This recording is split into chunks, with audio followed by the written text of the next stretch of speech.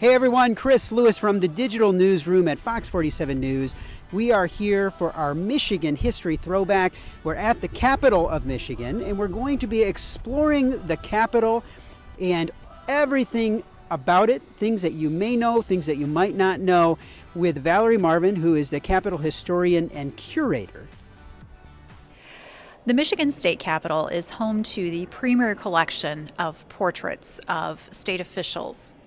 Currently, the Capitol contains 54 different portraits featuring everyone from governors to Michigan's only president, a few U.S. senators, and also some very significant legislators from the state's past.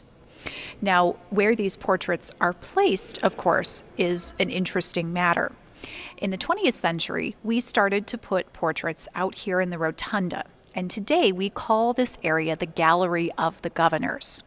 The gallery is actually 2 stories tall. It's the 2nd and 3rd floor rotunda levels.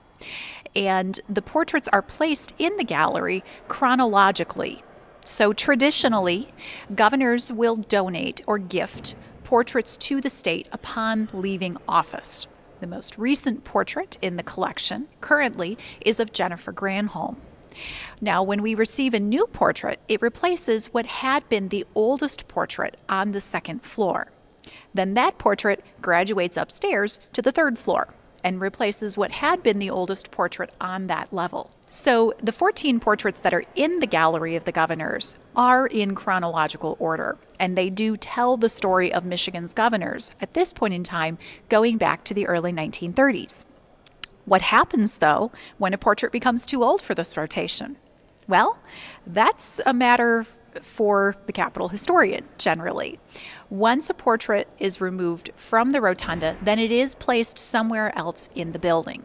There's no specific method to their arrangement at that point in time, but we try to choose locations for them where they will be seen, certainly by the tour groups that go through the building.